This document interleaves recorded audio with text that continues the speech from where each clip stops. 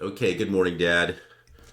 Today is Wednesday, December 18th, and let's talk about this assassination of this Russian general. His name is General Igor Kirillov.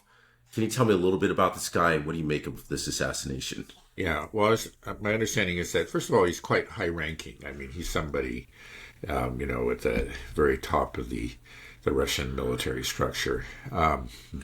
Not at the very top, but close to the top. He was in charge of chemical weapons and I guess what we would call weapons of mass destruction and actually dealing with them. Yeah, I guess it's like preventive measures. I think he was also the Russians also classify flamethrowers or similar weapons. Weapons that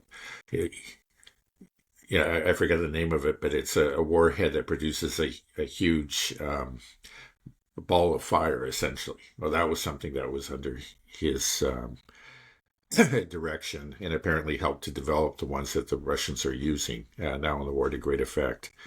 Um, so yeah, he was not an insignificant figure in the Russian military, and he was assassinated um, in southeastern Moscow. So there was a bomb placed in a scooter, and I guess as he was leaving a building that was remotely detonated, and he was killed along with an assistant of his who was also an army officer.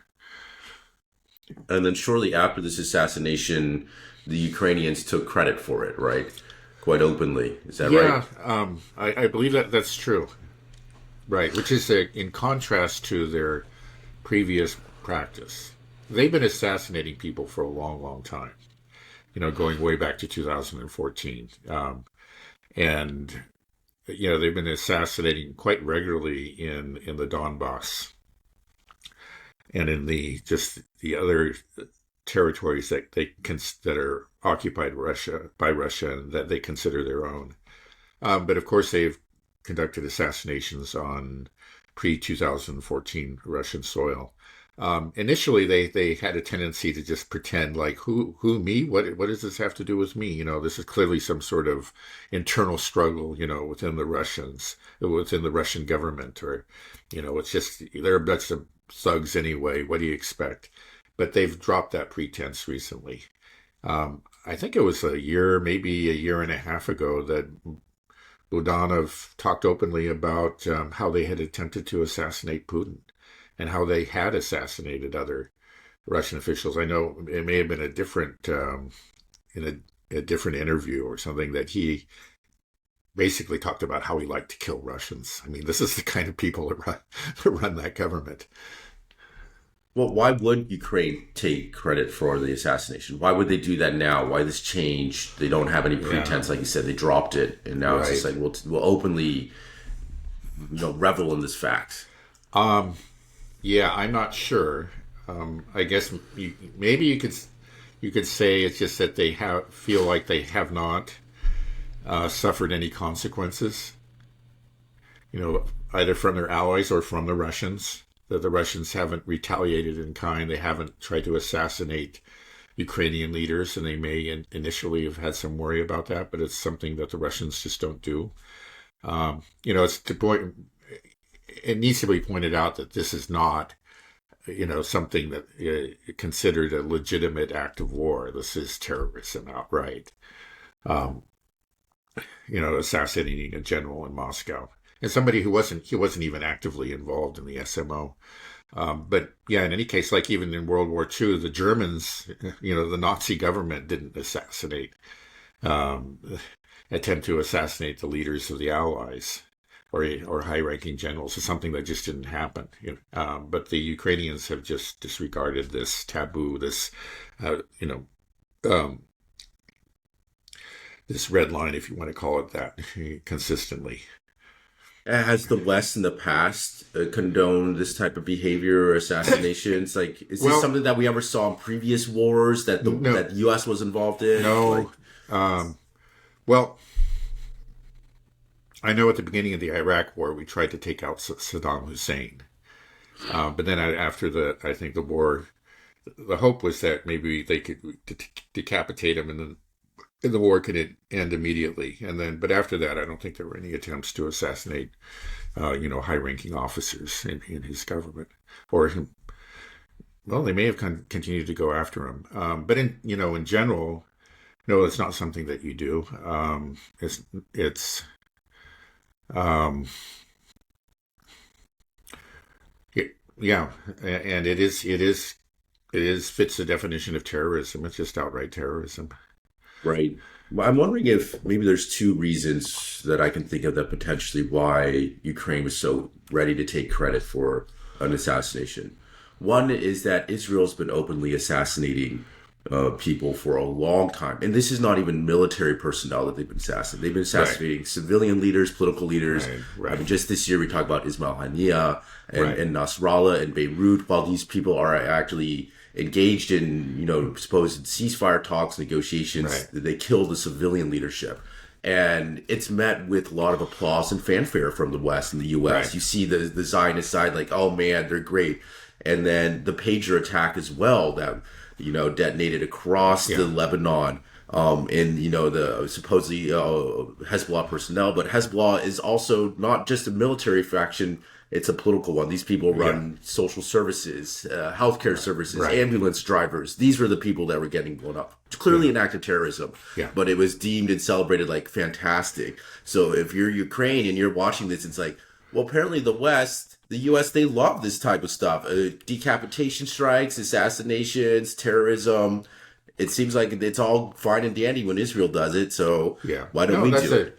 that's a very good point. I think that's completely true, and it kind of shows how, Israel's disregard for the laws of war, and their genocide, and American complicity in that genocide and in those acts of terror have really are having consequences. Right? It's just that there are certain taboos that are now have ceased to exist. There's certain red lines that have been crossed, and so yeah, exactly. The Kiev regime looks at this and says, yeah, okay, obviously there aren't any consequences. They probably think neither from the Russians nor from our own allies. Now, I know that the U.S. government is still doesn't condone these acts openly. I think by and large, I think like just recently, maybe yeah, yesterday, the Pentagon said that it's not something they condoned. I can't remember the exact language that they used, but they did not approve of it, and then they claim not to know anything about it. And that's really an open question whether or not they knew something about it, or maybe were even involved. We don't know. But Right. yeah, but the thing is, okay, so I think in general, Western governments have stopped at actually approving or condoning these assassinations. But there are a lot of, let's say, opinion leaders in these countries that have condoned them, have cheered them on. And as an example, I think it was in today's New York Times. I didn't read it; I just heard about it. There was an editorial that said it was a legitimate act of self-defense on the part of Ukraine. That was an editorial, so it wasn't even, the New York Times editors, but no, it was an editorial, right? So, yeah, I believe that's right. So it would be the New York Times editors. So that, that's a major part of the media establishment. Right. It seems like what we're trying to do now is sort of blur the lines of morality, saying that this is okay, that these are actions that are done for the greater good. I was watching BBC just a little bit last night as well, and it was impressive just the spin on how this was a good thing that Um, was done. They vilified this person, saying that he's a war criminal, General Igor Kirillov, using chemical weapons, and that there's now two wars that are being fought. That Ukraine isn't doing great in the conventional warfare, but they are winning the clandestine war. That they, right, in terms right, of espionage and terrorism, is what it is. right. Which is Espionage and like, yeah, assassination, right. and but they're trying to legitimize it as this is a legitimate front, a Yeah, clandestine front. That this is how wars are supposed to be fought. uh-huh. And because we see that's what Israel does, and Yeah. Well, we I think what it comes down to, well, first of all, you should give yourself credit. This is something that you've been pointing to. He said that this is where they're going. They're going towards clandestine warfare, assassinations, terrorism. Well, And thank you. yeah, Yeah, I was going. and the BBC agrees with you, and the Ukrainians clearly do too. Um, but yeah, let's see. What was I going to say? I'm sorry. It was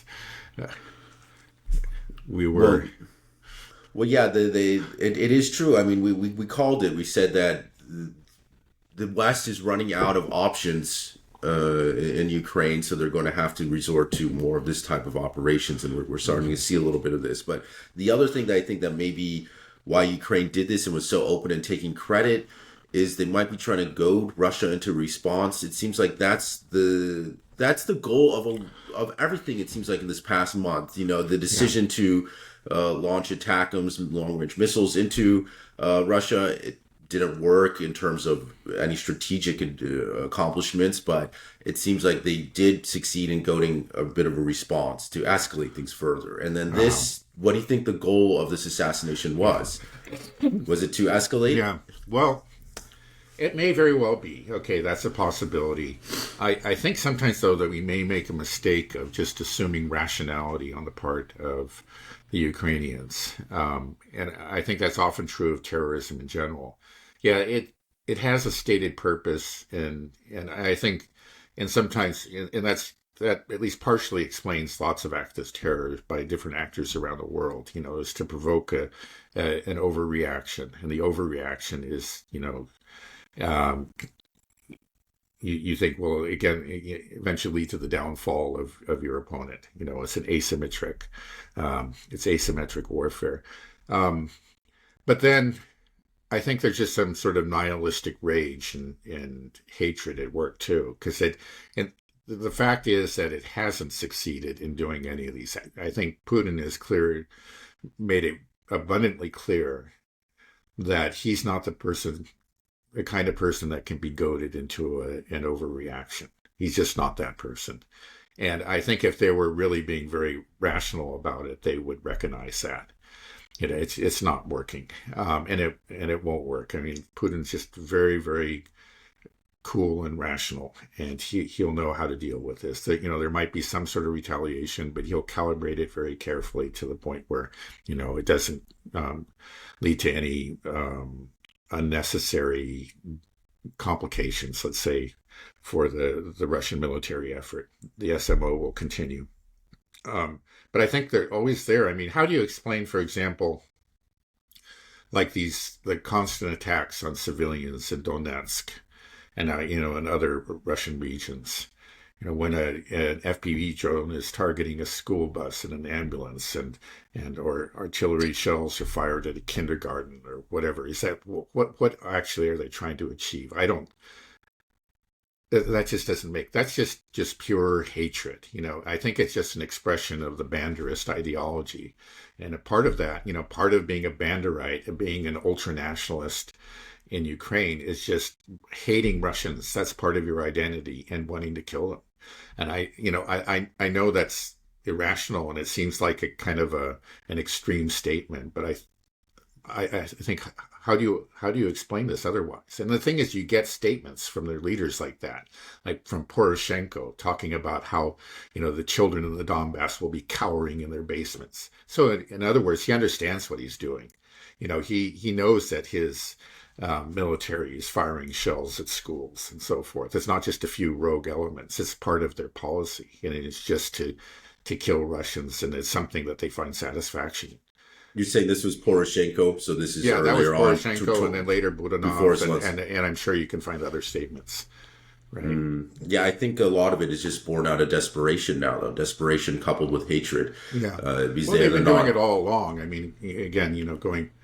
Yeah, okay, back to, right. 2014, 2015. Yeah, yeah. That time I don't think they were desperate. It was just pure hatred. Yeah. Oh, scary. I guess one thing I wanted to add, I realized there was a point that I wanted to make, because we're talking about the West, and how it's a little bit disturbing the extent to which Western leaders, maybe not the official statements by governments, but you just see increasingly, like from these media establishments, that really speak for the Western elite are approving of these acts of terror. I think it's just sort of part of a general transformation of morality. I mean, in the end, let's say if the Russians did the same thing, it would be proof of their evil, right? Because it's all instrumental. It's just if this is directed against the Russians, it's good. I mean, otherwise, how do you explain a lot of what we're seeing? It's just that if it's okay to kill Russians, it's okay because they're the evil ones. It just becomes this new kind of Manichaean morality. Where I shouldn't, yeah, maybe What that's is not the correct one. Manichaean morality? Yeah, that's actually not that. That's not actually the right. There are too many. Um, uh, yeah, it's not a good analogy. We won't talk about the Manichaeans here. I have no idea But what you're it is talking about. okay. Yeah, but it's breaking the world, dividing the world into good and evil. With really hardly any shades of gray between. It's black and white, and you're the guys in the white hats, and they're the guys in the black hats. And so whatever you do against them is justified, right? Because they're evil. So you have to take off the gloves, and you just have to kill evil people. In the end, that takes you down a path where, let's say, wait a second, who is supposed to be evil? What makes somebody evil? But it's just, I've seen this over the course of the last 20 years. I think it became very apparent during the Iraq War. And you had people like Dick Cheney and saying, yeah, we need to take the gloves off. We have to do some things on the dark side. We just have to do this because we have to defeat evil. There are certain things that we supposedly should never do because of who we were, like torture. But he said, well, now we have to indulge in torture because we must defeat evil. And this is something that I think has just progressed since then. Right. And it's a very slippery slope. Once you pass that line, then it just starts to snowball, I believe, out of control. Yeah. Because I think it's very important to say that these certain acts are immoral, no matter what. Because once you use the justification that, well, this is for the greater good, we will kill this person, assassinate this person to save more, then you can justify any type of preemptive strike, any type of assassination, and it will quickly become abused. I mean, that's what we see Israel do with everything. Right. It's like this is they're self-defense. This is self-defense. Right. They're clearly contributing to this. Yeah. Right. Instead of saying, well, no, it's immoral to drop a bomb and kill 50 innocent people to get one suspect. That's an immoral act. But once you kind of throw that out the window, as to be pointed out, I think it was back there, like in the early 2000s, 2003, that George W. Bush criticized the Israelis for killing too many civilians, and it was nothing like the ratios that we're seeing now. Maybe to rescue 3 Israeli soldiers, I can't remember, but it was like a 3-to-1 ratio rather than 100-to-1, which is the sort of thing we see now. Right. And I think this is something that's really going to kind of poison the soul of the West in many ways, is that we begin to, the media, our governments are trying to convince us that this is actually the moral position that we're taking, because there's a greater evil. So that justifies atrocity actions, that justifies terrorism, justifies assassinations. And I think it works to a large effect on people, because that's why I was saying we're blurring the lines of morality. These people are like, well, this guy was a bad guy, right? We should be happy he's dead. Yeah. That's what the media told me. And this is good. We got to get terrorists without any, it's just now it's immoral. But we've convinced ourselves that it is moral, and that's a big problem. Right. Well, like right now, we're not being entirely open about what's going on.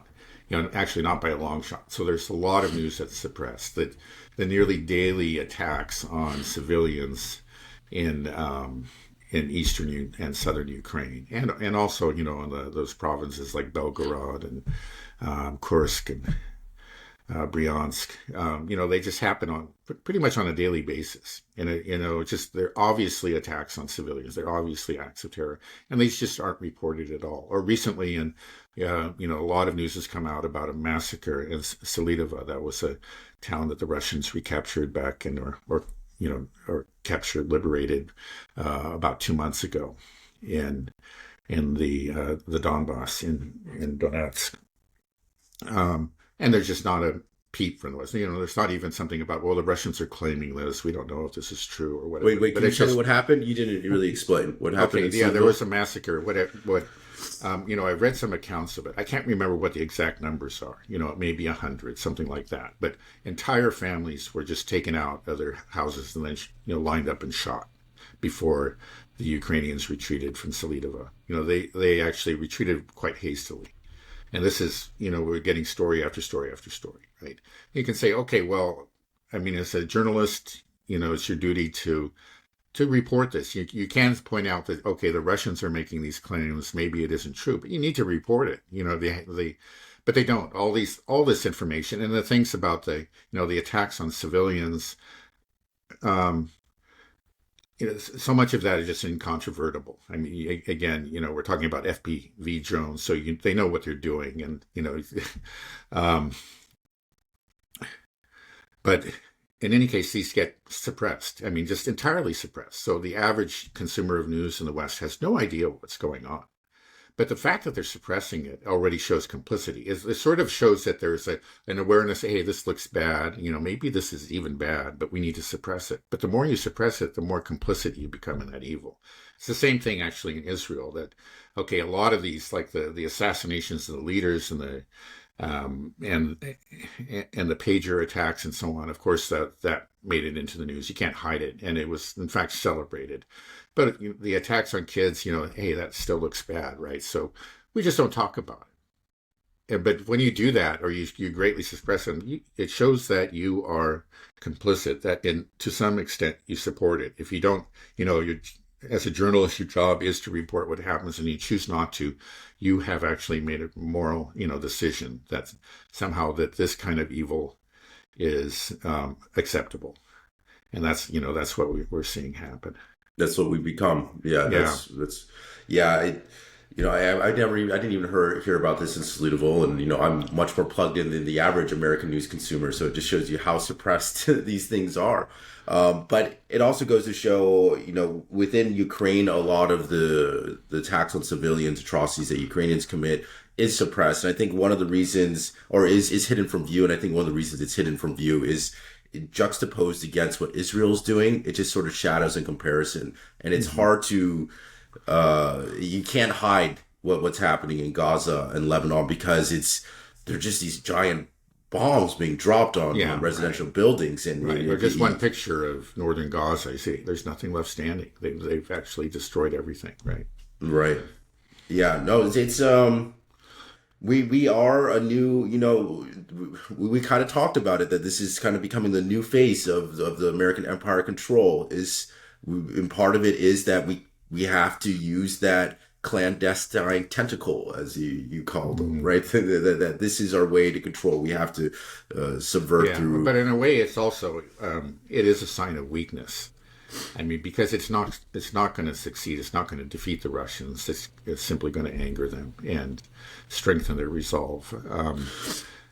So it's I think the rest of the world also is looking at the West and said these guys have no morality left, right? Like how do South America and the Asian countries and African countries, they probably look at this and they probably draw the same conclusions as well. Like this is immoral, right? These guys. This is the immoral group that is now engaging openly in acts of terrorism and bragging about it. Right. Yeah. No. Among certain people, including supporters of Russia, I often say like the failure of the Russians to retaliate against these acts of terror is a mistake. They think it shows weakness. It shows that Putin is too soft. But first of all, I think that's plain wrong. We don't. Again. If the other side, commits atrocities or acts of terror, we don't do the same. We're fighting. We don't go down that road. We stay on this. We don't go into the darkness or do things on the dark side, the way that Dick Cheney said, the way he put it, and that actually, that's not the purpose isn't to win friends, but it does win friends. The thing is that the rest of the world does see this, and it brings them over to the Russian side, and I think that's happened over the course of these last nearly 3 years. There was a Right. lot of, kind of a shock when it at first, when the war broke out, and there was a lot of, in general, there's the Russians were very much in the minority. They most of the world condemned the the SMO, but that's really changed over time, and that is, I think, is because of the way the Russians have conducted the war. So no, Putin knows what he's doing. I mean, he's right to do it, and in this case, being ethical and showing restraint is not a sign of weakness. In a way, it's a sign of strength. It really is. He knows that he's winning this war, and he will. Um, and Don't yeah, fall for these traps. yeah, Don't. if he starts lashing out, that's going to be a big mistake. I again, I notice, and I actually confess sometimes myself, I think, I get so mad after I see something and say, damn, just level a whole neighborhood of Kiev or whatever. And it's fortunately, I'm not the president of Russia. I have those feelings, but more with Iran and Israel. Yeah, I know. You know, That's right. I because what agree. I see in Gaza, I'm just like, this has to stop. And you Right. have this expansionist power that just will keep on going. But I think both Iran and Russia have really shown incredible restraint and ethical values that I think the rest of the world is respecting. Even though that we do everything we can to demonize these powers, but we are engaging in low blows, Yeah. assassinations, terrorism through our proxies, Ukraine and Israel, and they don't they don't they don't stoop that low. They don't go to our level. They seem to be able to hold back. Yeah. Well, They so give far, warnings, and yeah. so yeah, the longer that this goes on, like you said, it's a sign of weakness from the West, and it'll continue to have America and the West lose more friends. It'll be more difficult to when there is finally a reckoning from Iran or Russia finally finishes what's happening in Ukraine. It will be difficult to demonize the actions of Russia and Iran after all of these horrific atrocities that both of these parties have committed. Um, so it's smart, I think keep exercising restraint is strong, is smart. It is the path of strength and righteousness, I would say. Yeah. Um, That's fair to say. just going back to the assassination, though, in how big of an escalation is assassinating a top general in comparison to, for example, the ATACMS missiles? Like, how big of a move was this? I mean, I imagine this Yeah. person probably knew Putin personally. Right. So Yeah, no, yeah, I think he was known by all the leaders, Putin himself. He was up at that level, so he was within that circle. So yeah, it's obviously they're going to be deeply angered. Um, but again, I think they're rational and they're not going to act out on their anger. They understand that there's a war and they have to look at the larger picture. I think we may see a retaliation, especially, excuse me, but again, it'll be carefully calibrated. Um, uh, well, we were talking. You just mentioned the attack and missiles attacks, and I actually saw a report just about an hour ago that there was another one on an airfield somewhere in Russia, and there were four attack and missiles fires. Three of them were knocked down. I think the fourth did some minor damage. He was probably knocked off course by EW. Um, so again, unsuccessful. These are not causing any serious harm, but they are attacks on Russian soil by NATO. So they are a very serious matter. Again, I think the reason why we didn't see a real response to the last one is for the reasons we gave, that Trump had finally come out and said this is stupid. We shouldn't do this. Then later he made a statement that was much more wishy-washy. It's like, what did he say? That he said that he might reconsider, which was, but Trump just, he's not very disciplined in the way he talks. And I think maybe what I'm hoping happened, I think there's a real good chance that it did happen, was that there was some sort of back channel communication. And they probably, they say, hey, we're going to end this, don't worry. And I think the Russians are going to respond accordingly. They're going to be very careful not to, keep on going up the escalation ladder if this is in fact what's happening. And again, I think we have some reasons to hope that it will. Isn't it That it is crazy happening. that basically the future of the world, survival, Armageddon, it's all weighing on the hands of Trump. We're on the brink of two major conflicts with Yeah. Iran and with Russia. And we got somebody that you've described as sort of intellectually inconsistent and Oh yeah. wishy-washy. And it's like, okay, this is where we're, Yeah. if you like to Right. gamble, this is your man. Let's Right. see what Right. happens. Yeah. Right. Um, I, Putin, in fact, said that he would prefer.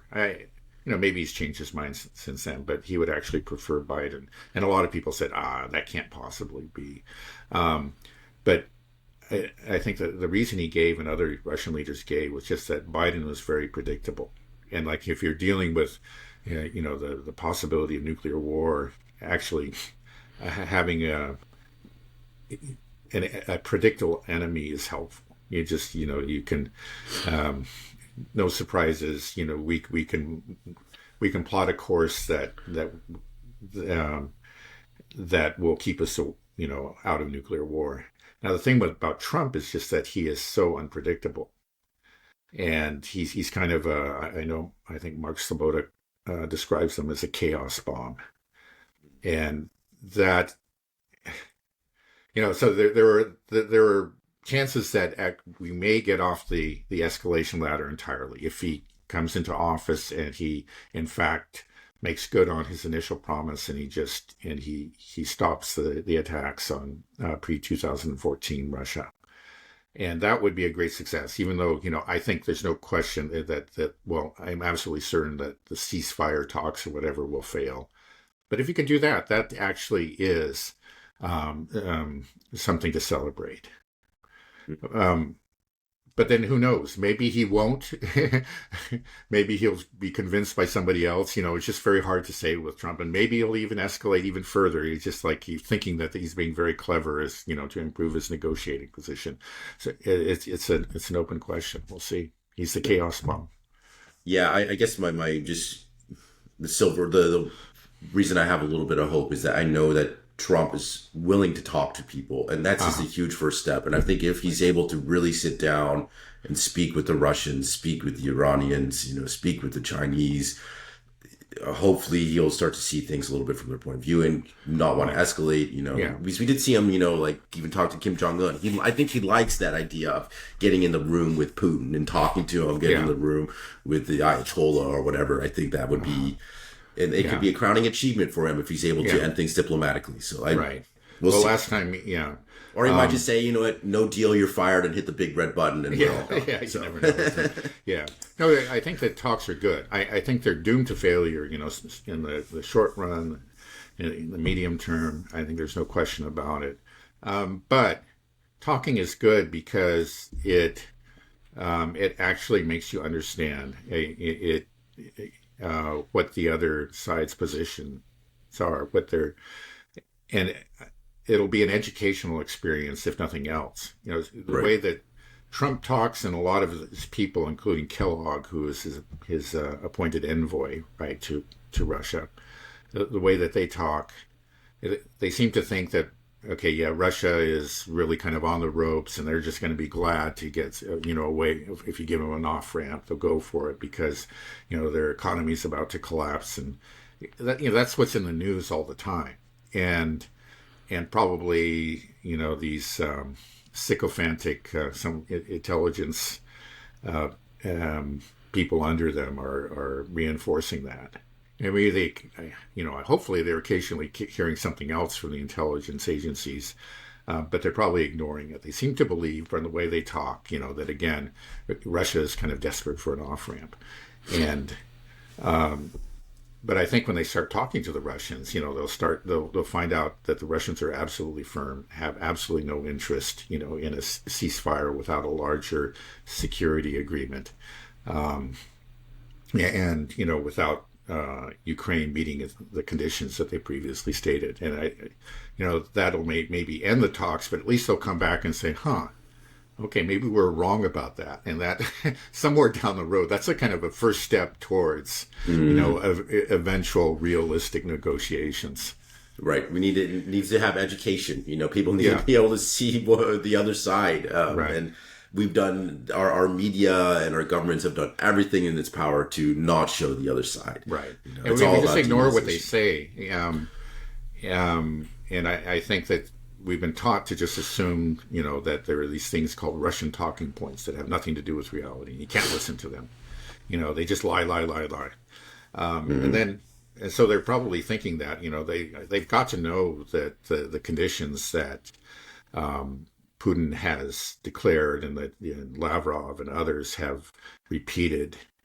Um, but they probably decide, well, that's just the Russians. They like, well, when we get in the room with them, we'll tell them how the way it is, and we'll come to an understanding. I think they're going to find out that those public statements were where the Russians really stand, and they have no intention of backing away from them. Hmm. Okay, well, fingers crossed that Yeah. talks happen and they go well. Otherwise, bunker building time, right? Okay, anyways, going back to the assassination, and you also mentioned that there were four ATACMs just fired just today, I guess. I Yeah, haven't seen any news about it. Has Russia responded saying that they will retaliate to either thing, the ATACMs or the I haven't. assassination? I haven't heard that. Yeah, I think this most recent attack is, well, Just it's happened. yeah, So. just happened. It's so recent that the Ministry of Defense hasn't made any statement about it. Hmm. Well, do you think that we won't see it sounds like there has been some success, like what you said, that there is been some type of communication or signaling from the Trump administration coming in, and that is holding the Russians back from Yeah, escalating. that's the way it appears to me. I think that's the only way to explain the non-response to the previous attack. Um, and it makes sense. I'm just putting, I put myself in Putin's shoes. If Trump comes out and says this, it's like, what's the point of going up the escalation ladder if we're just going to, if these are just going to stop in 30 days, right? We got to do what we can to avoid it. So let's just, you know, let's cool things down. If he's convinced that nothing's going to change and they're just going to keep on doing this, then he will have to respond in a very meaningful way, with Oreshniks and other, major, really serious response, possible decapitation strikes. Okay, well, Yeah. it's He didn't use the word decapitation. We got to point that out. Attacks on decision-making centers. So they may even warn these people ahead of time. That's maybe how the Russians will do it, but maybe take out an administrative building or something. But I think for the moment, so long as he has reason to believe that these will end, these really meaningless strikes will, in military terms, are meaningless, that they will end on January 20th or January 21st or something, then, why push it? There's just, yeah, let's hope so. And just something that I've noticed, and I mean, I think many people have, just how ineffective these missile strikes are by the U.S. The ATACMs, they really haven't accomplished anything. The only thing right, that it seems like they've done is, I mean, they killed a couple beachgoers and children on the beach in Crimea, when one was diverted. But right, in terms of military strategic thing, it hasn't done anything. right. I Whereas think like, when they were first introduced, there were some strikes, that probably, of some, that had a meaningful impact, a meaningful military impact, that, maybe a radar installation was taken out or something like that. But it the Russians are very quick to establish what they call, I think, a profile of a new weapon, and they established that profile for the ATACMS. And now they've, for the last several months or year or so, they just really have done next to nothing.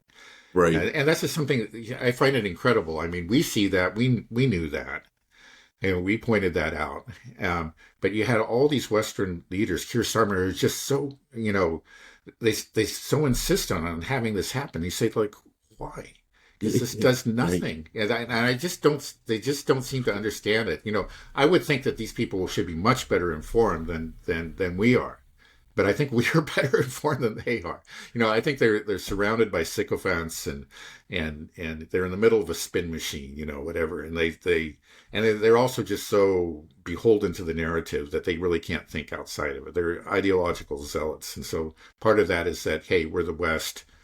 So the only reason that we can be losing this war is that we've shown too much restraint. So let's remove the restraints, and that's what we got to do. And but they just obviously have no understanding of the technological limitations. I Or we the know, finite limitations of the number of missiles as well. yeah, that right. I mean, it just strikes me again and again. It's just like how ill informed, how stupid these people are. Um, but those are the people leading the West. Yeah, I mean, there was just so much hullabaloo about we need to get these attack 'em, Storm Shadows, Taurus. This will be a game Right. changer, and we really haven't seen anything since it's been removed, except angering the Russians.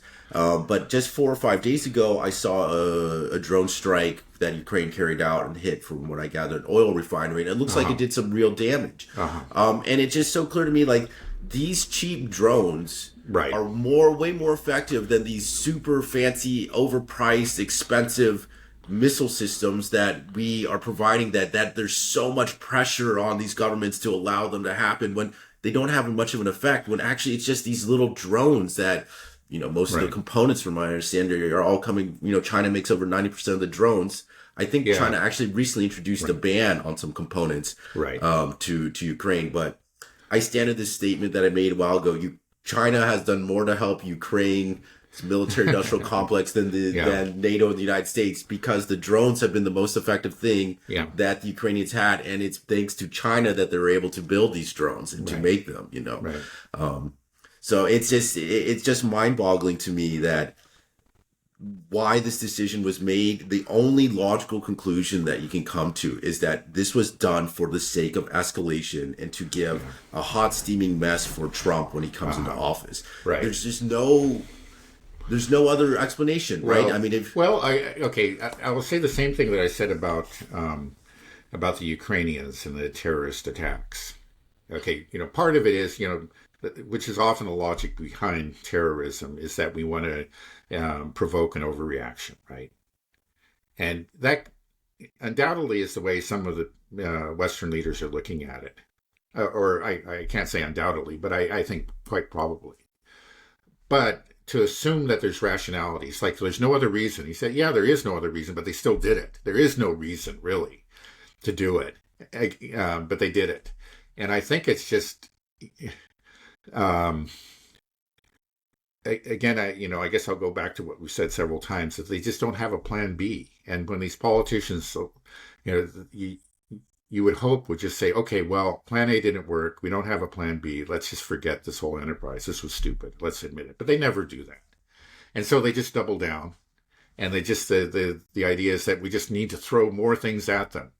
And then they, have some people, some military experts telling them, hey, this isn't going to work.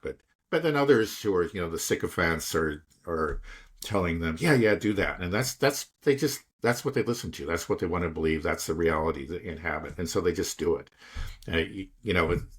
I think it's a mistake to always assume that there's rationality and there is some sort of great scheme behind it. I'm sure there is,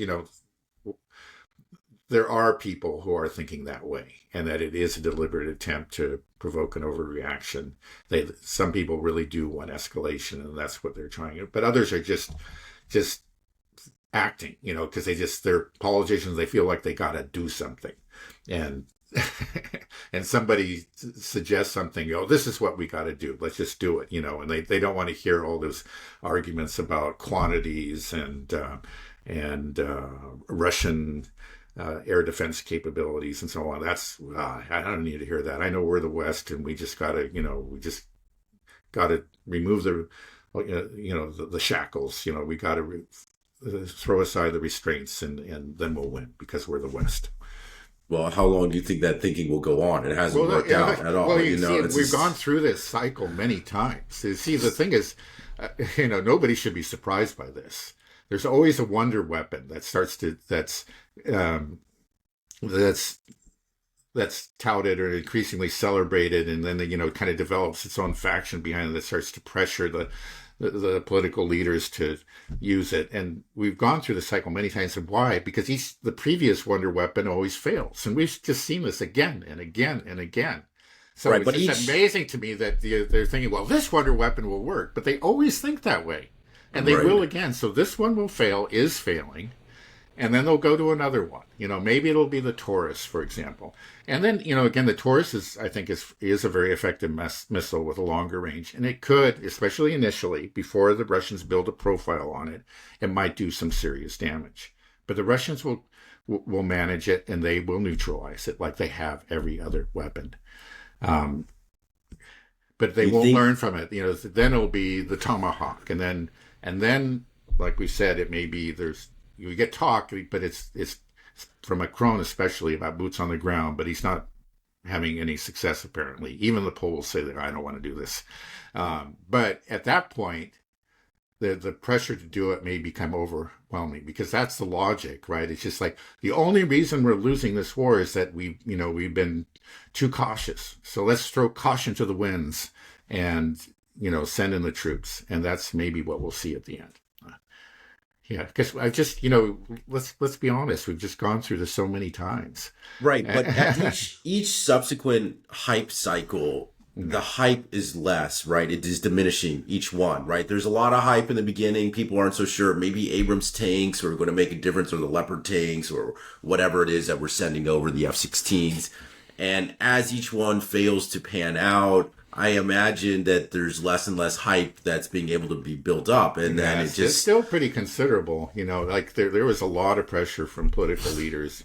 Remember how eager Keir Starmer was to remove the restrictions on missiles into pre-2014 Russia. Mm. And he went there with Tony Blinken, who was also really eager. And these are the people that matter. It's not the public that matters. It's there's still, and obviously a very powerful faction.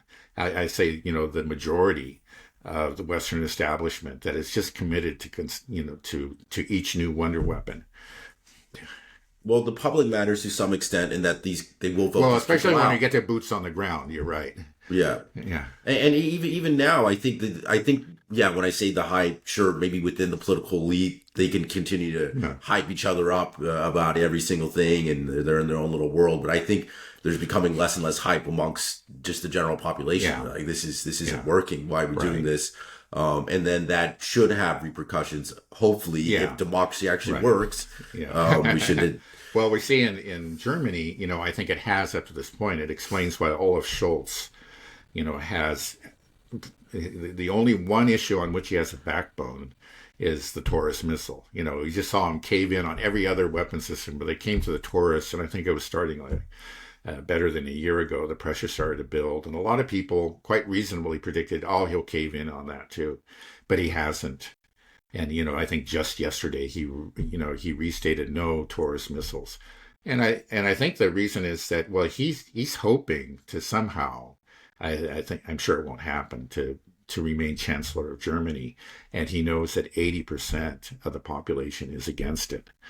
So, and so that does matter, as somebody who's he's looking at his political chances, and he's thinking, well, this may be the only way that I become reelected, is that enough people just don't want to risk having Merz, who's obviously gung-ho about using the Taurus. It's crazy that there isn't somebody else that's there that would be on the opposite side. Say, let's restore relations, get cheap energy flowing back in. Yeah, of course there is. Sarah Wagenknecht, the AfD. Yeah, the AfD. And they together are a huge chunk of the electorate. I think like we're talking about 40% or something. So they're almost half, but part of the problem is they won't work with each other. And, that's a shame. They actually have many overlapping positions. It's not just on the military, but on foreign policy. But they won't work together. So the establishment, they'll work out some coalition and keep them out. Es ist nicht gut. Okay, well, let me move over to Syria just to wrap things up, but we'll still talk about Russia. So there's been a lot of debate about these Russian bases in Syria, whether they're going to stay or leave. It sounded like Russia said, well, we're packing our bags, we're out of here, Assad. But then it sounds like HTS is actually reaching out, and this is a sign of how bad things are. If Al Qaeda is much better at diplomacy than the West is, if they're actually willing to talk to other people, but they from what I gather is that they're actually saying you don't have to leave Russia.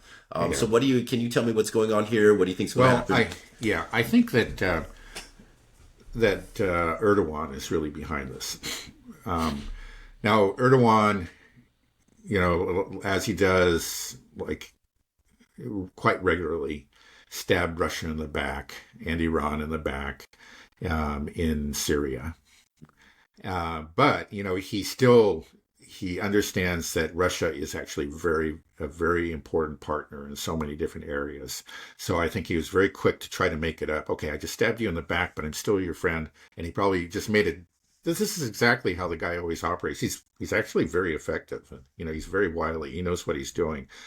So he probably told HTS that, and all the various little terrorist armies there, that leave the Russians alone. Yeah, let them have the bases. This was a favor that he did to Russia to mollify them, because I'm sure the Russian government was infuriated at him.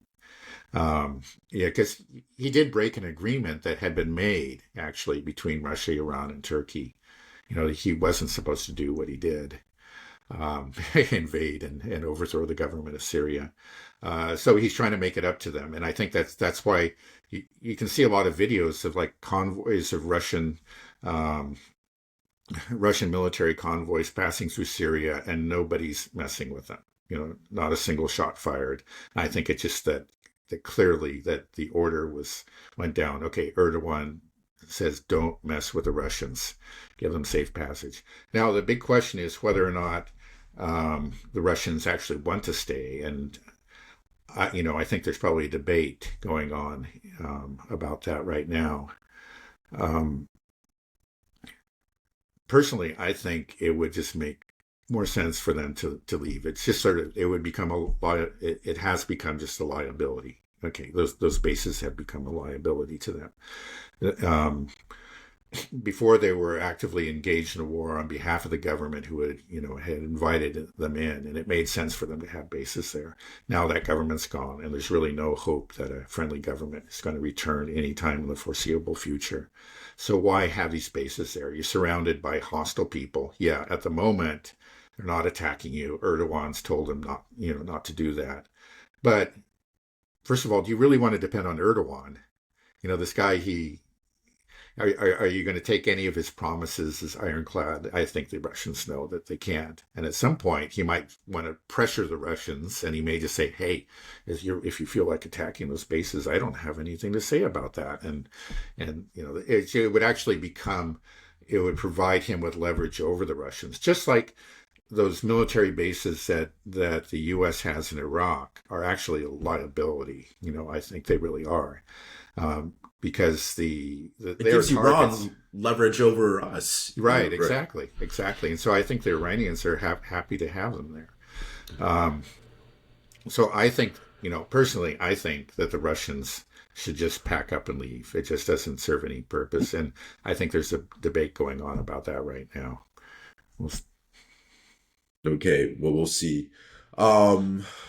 Okay, well, I think we can just end it there. We're close to, Okay. unless there's anything else you want to add. No. Right. Okay, all right, we'll stop there then. Okay, have a good rest of your day, Okay. Dad. Yeah, okay, you too. All right, bye-bye.